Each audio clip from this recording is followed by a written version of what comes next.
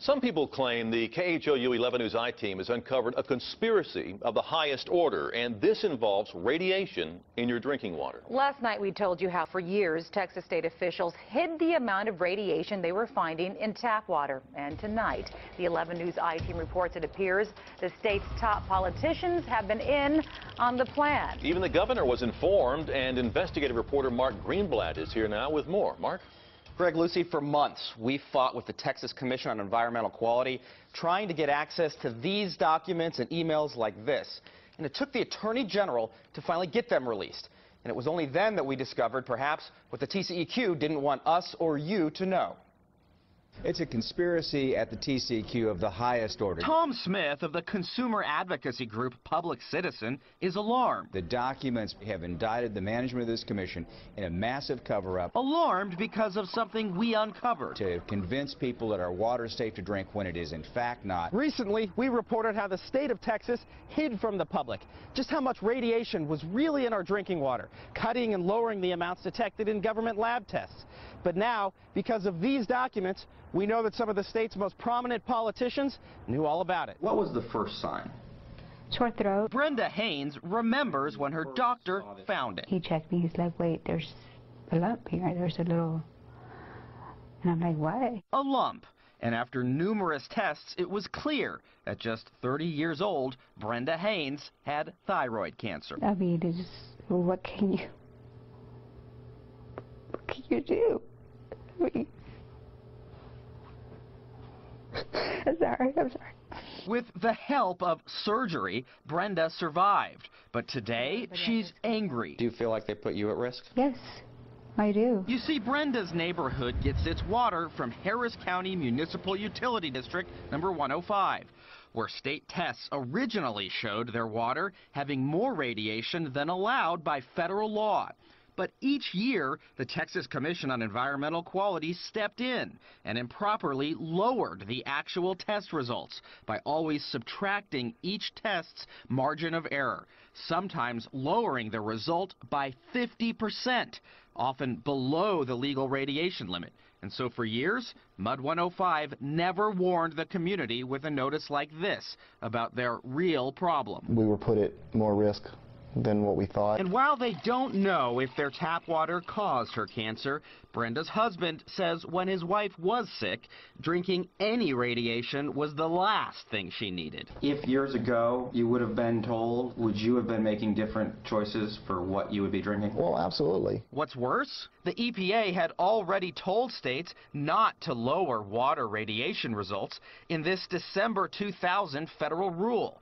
And now, our uncovered emails show what happened next was not a mistake. Take this note from a TCEQ manager saying there may have been some EPA guidance on not subtracting, but this has been the practice in Texas since day one.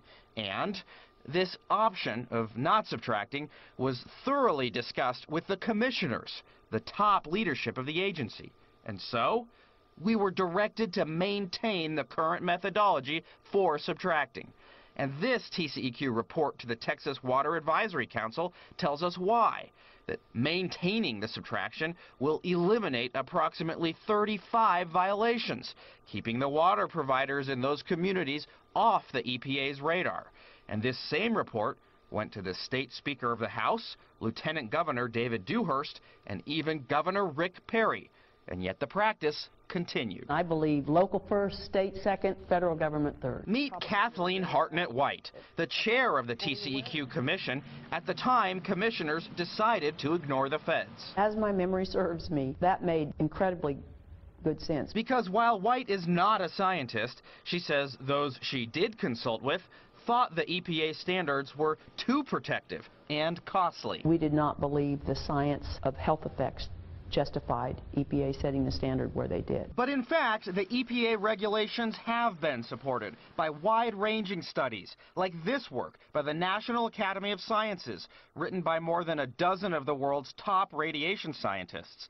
But White insists, I have far more trust in the vigor of the science by which TCEQ assesses than I do EPA. But instead of fixing water testing results, why didn't the agency take on the EPA's rule openly in court? There are legal challenges because of law, not because of science, that are almost impossible to win. And so, White says, trust her. Texas knows best. But what if you're wrong? Well, when you have, there's all kinds of ways. But what if you're wrong and EPA was right? Well, I don't see, what do you mean? What if you're wrong and EPA is right about there being a danger at that level? It would be regrettable. Now, later on in our interview, White claimed that the EPA's rule against subtracting was optional. The Public Citizen says that's simply not true. Lucy, Craig. All right, so have you talked with the governor or lieutenant governor about this? We've been trying to get in touch with them. I can tell you that the governor's office did tell us that he expects the TCEQ to follow all laws and regulations that are on the books, and says the TCEQ began doing that in 2008 after an EPA audit. But when we asked if the governor thinks it should take an audit before the state begins following the law, well, the governor's press office declined to answer. Also, the lieutenant governor's office didn't answer our written questions. Lucy, Greg. Well, just like any political poll, they could always increase by the margin of error as opposed to subtracting it. It would be even worse. Could have been an option for him. All right, Mark, thanks. You're welcome.